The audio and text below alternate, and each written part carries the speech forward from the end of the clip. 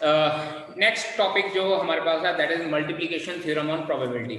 Now multiplication theorem on probability क्या होती है?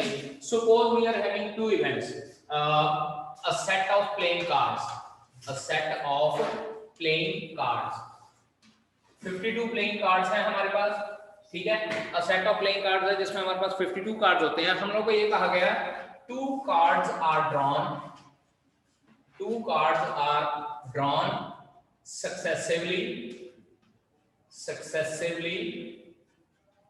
without replacement,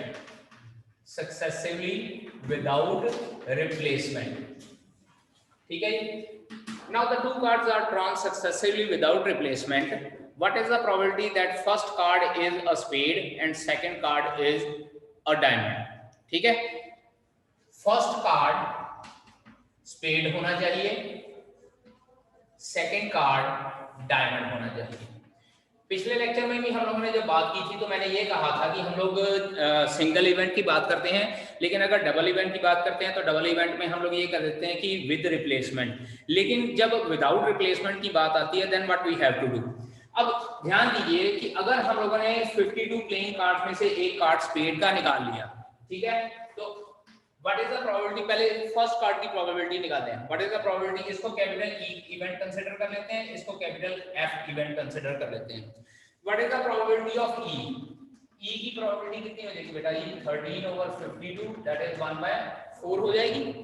अब इसी चक्कर में अब हम लोग दूसरी बात करते हैं कि second card drawn is a diamond. एक कार्ड निकल चुका है, ठीक है, और निकाल के हम लोगों ने वापस नहीं रखा, विदाउट रिप्लेसमेंट कहा है। अब हमारे पास टोटल नंबर ऑफ कार्ड्स कितने हो गए हैं, 51 हो गए हैं। तो देन प्रोबेबिलिटी ऑफ एफ क्या हो जाएगी, इट विल बी 13/51। मतलब क्या है कि जब हम लोग ने एक कार्ड सक्सेसिवली इस तरह से दो इवेंट होते हैं विदाउट रिप्लेसमेंट होते हैं, तो टोटल प्रोबेबिलिटी हमारे पास क्या हो जाती है, that total probability will be equals to probability of E into probability of F provided E has already occurred, provided E has already occurred। तो क्या हो जाएगी हमारे पास 1/4 मल्टीप्लाई बाय 13/51। ये चीज हम लोग बाद में एक्सप्लेन करते हैं, पहले मैं सिर्फ ये कह देता हूँ कि ये पहला कार्ड ड्रॉ हुआ था और ये दूसरा कार्ड ड्रॉ हुआ था, तो टोटल प्रोबेबिलिटी हमारे पास क्या हो जाएगी with the multiplication of these two cases. अब यहाँ पे मैंने आपको ये कहा कि probability of event E and probability of event F provided E has already occurred। अब यहां से हम लोगों ने कल जो कंडीशनल प्रोबेबिलिटी की थी उसका फार्मूला हमारे पास क्या था, probability of F over E, see here बेटा, that is probability of E intersection F divided by probability of E था हमारे पास। तो इसका मतलब अगर ये मैं E को इस साइड पे मल्टीप्लिकेशन कर देता हूं तो मेरे पास क्या बनता है, probability of F over E into probability of E is equals to probability of E intersection F हो जाता है हमारे पास। तो इसका मतलब क्या है कि जो ये मेरे पास अल्टीमेटली आंसर 13/204 आया है, this you can say that is equals to probability of E intersection F। लेकिन probability of E intersection F, E intersection F क्या होता है, दोनों का कॉमन एलिमेंट। तो दोनों में कॉमन एलिमेंट तो कोई है नहीं, एक डायमंड निकला है, एक हमारे पास स्पेड निकला है, तो हम लोग फिर ऐसे कैसे कह देते हैं, जब कॉमन एलिमेंट है ही नहीं है तो फिर how can we say that. तो यहां से हमारे पास एक नई चीज डेराइव होती है and that thing is independent events. Independent events, और इंडिपेंडेंट इवेंट क्या होते हैं, इंडिपेंडेंट इवेंट्स वो होते हैं जहां पे हमारे पास क्या है, दो इवेंट की प्रोबेबिलिटी एक दूसरे को इंटरसेक्ट नहीं करती है या दो इवेंट की प्रोबेबिलिटी एक दूसरे को अफेक्ट नहीं करती। बट फॉर द टाइमिंग हम लोग सिर्फ ये लिखेंगे मल्टीप्लिकेशन थ्योरम क्या कहती है कि अगर हमारे पास probability of F over E equals to probability of E intersection F over probability of E होती है, then we can say that कि probability of E intersection F will be probability of first event into probability of second event provided first event has already occurred। so this is the multiplication theorem on probability, ठीक है जी।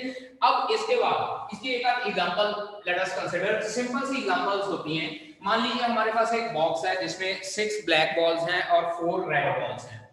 एक box है, इसमें हमारे पास 6 black balls हैं और 4 red balls हैं, ठीक है। इसी तरह से मैं कहता हूं कि मेरे पास 5 वाइट बॉल्स भी हैं, ठीक है, 5 वाइट बॉल्स भी हैं। अब यहां पे हम लोगों को ये कहा गया है कि 3 balls are drawn successively, what is the probability that first is black ball? या ऐसे कर देते हैं 3 balls are drawn successively without replacement, what is the probability that all the 3 balls are black balls? तीनों की तीनों black balls हैं, लेकिन प्रॉब्लम क्या है कि अब की बार विदाउट रिप्लेसमेंट है। तो पहली फर्स्ट ब्लैक बॉल की प्रोबेबिलिटी कितनी हो जाएगी? 6 5 11 और 4 6/15 हो जाएगी। दूसरी ब्लैक बॉल की प्रोबेबिलिटी कितनी हो जाएगी बेटा? 5/14, क्योंकि एक ब्लैक बॉल निकल गई है, ब्लैक बॉल्स 5 रह गई हैं और टोटल बॉल भी हमारे पास एक कम हो गई है। इसी तरह से नेक्स्ट ब्लैक बॉल की प्रोबेबिलिटी कितनी हो जाएगी? 4/13। एज ब्लैक बॉल्स निकलती जा रही हैं, मतलब क्या है कि फेवरेबल आउटकम भी कम होते जा रहे हैं और टोटल नंबर ऑफ आउटकम भी कम होते जा रहे हैं। तो इसके बाद हम लोग इसको सॉल्व कर लेते हैं। This will be cancelled out with this 3, ये आ जाएगा 2, ये आ जाएगा 7। तो ultimately we can say that our answer is 4/90। अब यहाँ पे देखिए, पिछले एग्जांपल में मैंने सिर्फ 2 केस कंसीडर किए थे, अब की बात मैंने 3 केस कंसीडर कर लिए। तो इसको हम लोग इस तरह से लिख सकते हैं कि probability of E intersection F intersection G, 3 case हो गए। वहां पे E इंटरसेक्शन F था, यहाँ पे E intersection F intersection G। This can be written as probability of E into probability of F provided E has already occurred into probability of G provided E and F has already occurred. ठीक है जी, probability of G provided E and F both have occurred. In other words, we can say that this is probability of E into probability of F over E into probability of G over E into F. Directly हम लोग E into F भी लिख सकते हैं। ठीक है, so this is the multiplication theorem on probability. अब इसके बाद बात आती है हमारे पास इंडिपेंडेंट इवेंट्स की। नेक्स्ट हमारे पास टॉपिक जो है that is independent events. Now see here, what do you mean by independent events? Independent events फिर से बोलिए, हम लोग कंसीडर करते हैं कि एक सेट ऑफ 52 प्लेइंग कार्ड्स हैं। ठीक है, set of playing cards, capital E is the event, spade is drawn, और उसके बाद कैपिटल F हम लोग कह देते हैं कि ace is drawn. Now what is the probability of capital E? Capital E की probability कितनी हो जाएगी? 13/52, that is 1/4। और उसके बाद अगर मैं एज की बात करता हूं तो इसकी प्रोबेबिलिटी क्या आ जाएगी? Probability of F will come out to be 1/13 हो जाएगी, क्योंकि 4/52 होता है। मैं अभी फिलहाल अकेले की बात कर रहा हूं। That probability of event drawing a spade will be equals to 13/52 and drawing ace will be equals to 1/13, that is 4/52। अब बात करते हैं, चेक कीजिए probability of E over F। Probability of E over F क्या हो जाएगी? पिछले lecture के अकॉर्डिंग एस ऑफ स्पेड हमारे पास क्या हो जाएगा बेटा जी? तो E intersection F is ace of spade, और वो हमारे पास सिर्फ एक ही है, तो उसकी प्रोबेबिलिटी हमारे पास क्या हो जाएगी? 1/52। तो अब हम लोग यहाँ पे पुट करते हैं, this will come out to be 1/52 over F की प्रोबेबिलिटी है 1/13। तो आंसर कितना आ गया? 1/4 आया। And can I say that this is equals to probability of E? Probability of E over F. Probability of E over F मतलब क्या है?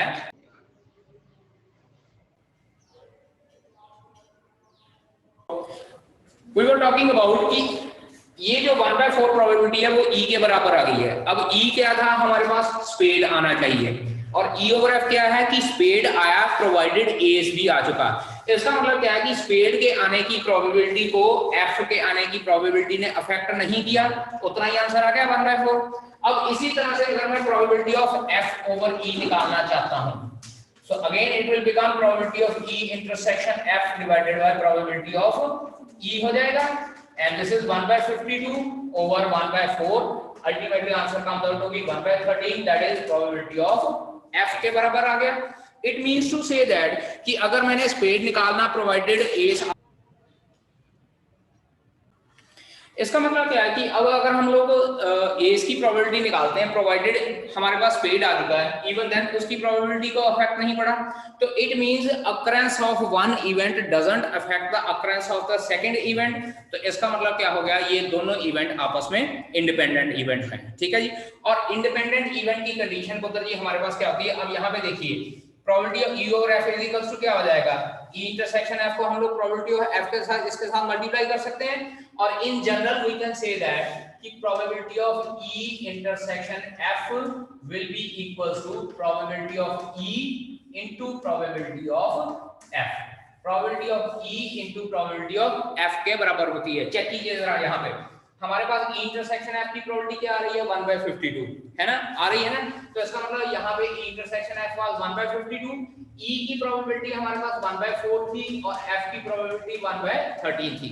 Check कीजिए दोनों का लेफ्ट हैंड साइड और राइट हैंड साइड सेम आ रहा है।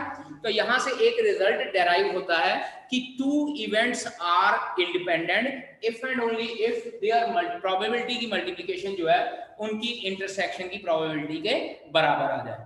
अब यहाँ पे एक बात आप लोगों को बता दूं कि there is slight difference between independent event and mutually exclusive event. दो तरह की चीजें हम लोगों ने पढ़ी है अभी, एक हम लोगों ने पढ़ लिया है इंडिपेंडेंट इवेंट, और एक हम लोगों ने +1 क्लास में पढ़ा है mutually exclusive events. Mutually exclusive events, ठीक है जी। Now what is the difference between these two terms. Mutually exclusive में भी हम लोग कहते थे कि इनके बीच में कोई भी कॉमन नहीं होता या डिसजॉइंट सेट्स होते हैं, लेकिन इंडिपेंडेंट इवेंट में हमारे पास कुछ ना कुछ कॉमन चीजें हो सकती हैं। चेक कीजिए यहाँ पर ई और एफ दोनों इंडिपेंडेंट इवेंट है, लेकिन इन दोनों के इंटरसेक्शन में एक पॉइंट हमारे पास आ रहा है। तो इसका मतलब क्या है कि independent events are somewhere different from mutually exclusive event. और उसके बाद दूसरी चीज है कि जब हम लोग इंडिपेंडेंट इवेंट्स की बात करते हैं तो पुत्र जी ये हमारे पास प्रोबेबिलिटी के केस में आता है, लेकिन अगर म्यूचुअली एक्सक्लूसिव इवेंट की बात करें तो हमारे पास क्या है, सेट की फॉर्म में या नंबर ऑफ एलिमेंट्स की फॉर्म में हमारे पास चीज आती है। और दूसरी बात, एक्सक्लूसिव इवेंट में कॉमन पोर्शन नहीं होता है। तो इसका मतलब क्या है कि यहां पर ई इंटरसेक्शन एफ जो है वो 5 होता है, एंड इन दैट केस इसकी प्रोबेबिलिटी फिर क्या हो जाएगी, 0। लेकिन इंडिपेंडेंट इवेंट में ई इंटरसेक्शन एफ 5 नहीं होता है, तो ई इंटरसेक्शन एफ मे और मे नॉट बी 0। अंडरस्टैंड। अब यहाँ पे एक नंबर का क्वेश्चन इस एक्सरसाइज में से बन सकता है कि check whether the given events are independent event और नॉट इंडिपेंडेंट। आप लोगों ने क्या करना है, एक इवेंट की प्रोबेबिलिटी निकालनी है, दूसरे इवेंट की प्रोबेबिलिटी निकालनी है, और उसके बाद उनकी इंटरसेक्शन की प्रोबेबिलिटी भी निकालनी है। अगर ये प्रोबेबिलिटीज आपस में इक्वल आ जाती हैं, जैसे यहाँ पे intersection F is equal to probability of E into probability of F आ गया, तो इट मींस कि ये दोनों इंडिपेंडेंट इवेंट हैं, otherwise these two are not independent event. ठीक है जी। फॉर दिस फर्स्ट क्वेश्चन दोबारा बता रहा हूं, प्रोबेबिलिटी ऑफ ए गिवन है, प्रोबेबिलिटी ऑफ बी गिवन है, we need to find out probability of A intersection B. क्योंकि ये दोनों इंडिपेंडेंट इवेंट है तो हम लोग इस फॉर्मूले के अकॉर्डिंगली सॉल्व करना शुरू करेंगे। It implies probability of A intersection B will be equals to 3/5 multiplied by 1/5. So ultimately our answer is 3/25. ठीक है जी। सिंपल फॉर्मूले में पुट कर देना और उसके अकॉर्डिंगली वैल्यू फाइंड आउट कर लेनी।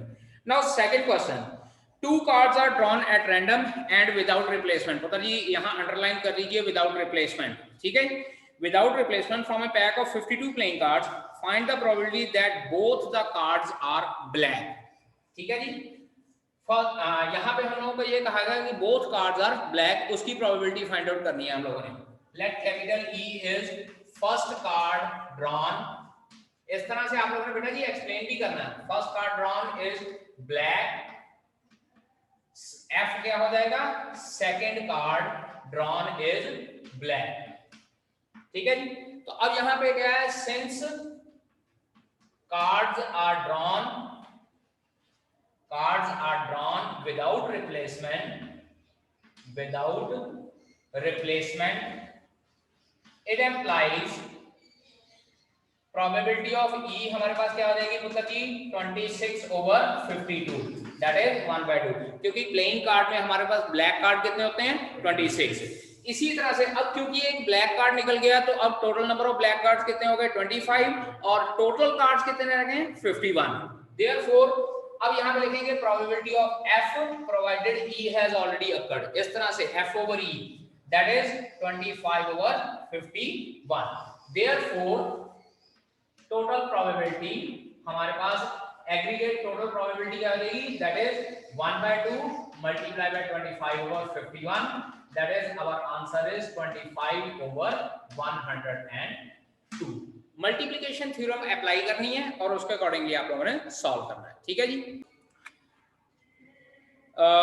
A box of oranges is inspected by examining 3 randomly selected oranges, ठीक है, drawn without replacement. Again देखिए बात वही आ गई without replacement की. If all the 3 oranges are good, the box is approved for sale, otherwise it is rejected, ठीक है. Find the probability that a box containing 15 oranges, out of which 12 are good and 3 are bad. Total oranges पहले लिख लें हमारे पास. Total oranges that is 15. Good कितने हैं हमारे पास 12 और bad कितने हैं 3. हम लोग का ये कहा गया कि 3 ऑरेंजेस निकाले गए हैं सक्सेसिवली विदाउट रिप्लेसमेंट. अगर तीनों के तीनों अच्छे निकले then the box is approved for the sale, otherwise it is rejected. Find the probability that the box is approved for the sale. Box is approved for the sale मतलब क्या है कि पहला भी ऑरेंज अच्छा आना चाहिए, दूसरा भी गुड और तीसरा भी गुड आना चाहिए. तो अब हम लोग यहाँ पे लिखेंगे capital E is the event, first orange is good 1, first orange is good. उसके बाद capital F event, second orange is good and G third event यानी कि थर्ड ऑरेंज इज गुड. तो अब प्रोबेबिलिटी ऑफ E क्या हो जाएगी पुत्र जी हमारे पास 12/15 हो जाएगी. यू कैन से दैट कि 4/5. उसके बाद प्रोबेबिलिटी ऑफ E/F, E/F यानी कि probability of E provided F has already occurred 11/14, ठीक है जी. एक अच्छा ऑरेंज निकल गया तो 11 रह गए और टोटल ऑरेंज हमारे पास 14 रह गए. And after that probability of G/EF यानी कि G की प्रोबेबिलिटी प्रोवाइडेड E और F दोनों हो चुके हैं. It will come out to be 10/13. Therefore total probability हमारे पास क्या हो जाएगी पुत्र जी, that is 4/5 multiply by 11/14 multiply by 10/13. 2 के टेबल में कैंसिल आउट कर लेते हैं. दिस इज 7 और ये 5 2 का 11 4 का 44 डिवाइडेड बाय 39 7 का 91. So the probability for which the box is approved for the sale is 44/91. Fourth question, according to given condition sample space capital S क्या हो जाएगा बेटा जी. एक क्वाइन थ्रो किया गया और एक डाइस थ्रो किया गया. क्वाइन की सैंपल स्पेस के एलिमेंट होते हैं हेड या टेल और डाइस के सैंपल स्पेस के एलिमेंट होते हैं 1 2 3 4 5 6. So it will be H1 H2 H3 H4 H5 और H6 and T1 that is tail, T2 T3 T4 T5 and then T6, ठीक है जी. ये सैंपल स्पेस के एलिमेंट हमारे पास बन गए. टोटल एलिमेंट कितने हो जाएंगे हमारे पास 12, ठीक है. अब यहाँ पे हम लोगों को ये कहा गया capital A is the event head appear on the coin. Capital A इसके एलिमेंट क्या हो जाएंगे बेटा जी H1 H2 H3 H4 H5 and then H6, ठीक है जी. तो प्रोबेबिलिटी ऑफ A कितनी हो जाएगी यहाँ पे मतलब जी चेक कीजिए. Probability of A is equals to 6/12 that is 1/2. 6 element है ना, 12 सैंपल स्पेस के एलिमेंट है. B is the event that 3 on the die, 3 on the die. तो इसके अकॉर्डिंगली B के एलिमेंट क्या हो जाएंगे H3 एंड T3. तो इसकी probability of B will be equals to 2/12 that is 1/6, ठीक है. अब इसके बाद A इंटरसेक्शन B चेक करें. A इंटरसेक्शन B मतलब हेड भी हो और 3 भी हो, दैट इज H3 और इसकी प्रोबेबिलिटी हमारे पास आ जाती है A intersection B is equals to 1/12, ठीक है जी. Now probability of A into probability of B. Probability of A हमारे पास आई थी 1/2, प्रोबेबिलिटी ऑफ B आई है 1/6 आंसर हमारे पास 1/12 आ गया। और चेक कीजिए इसकी प्रोबेबिलिटी A इंटरसेक्शन B के बराबर आ गई है, तो लिखेंगे because probability of A intersection B is equals to probability of A into probability of B, hence A and B are independent events. Hence A and B are independent events. ठीक है बेटा जी, समझ लग गया बेटा जी? नोट कीजिए बेटा इसको, फिर अगला क्वेश्चन करते हैं। नाउ सेवंथ क्वेश्चन में यहाँ कहा है कि given that events A and B are such that probability of A is equals to 1/2 and probability of A union B is equals to 3/5 and probability of B is equals to small p। ठीक है जी, यहाँ लिखते हैं probability of A is equals to 1/2, probability of A union B is equals to 3/5 and probability of B is equals to small p। We need to find out the value of small p if the events are mutually exclusive, if the events are independent। हाँ जी बेटा जी, देखिए जरा first case, if capital A and capital B are mutually exclusive, और अगर ये mutually exclusive हैं, it implies A intersection B is equals to 5 and it implies probability of A intersection B will be equals to 0। ठीक है जी, अब इसके बाद बात करते हैं प्लस वन क्लास का formula. We know that probability of A union B का फार्मूला क्या होता है? That is probability of A plus probability of B minus probability of A intersection B। तो जी इसकी वैल्यू यहाँ पे 0 गिवन है, सो 3/5 is equals to 1/2 plus small p, और small p की वैल्यू क्या हो जाएगी? 3/5 minus 1/2, so p is equals to 6 minus 5/10, that is 1/10 in the first case। ठीक है, अब बात करते हैं सेकंड केस की।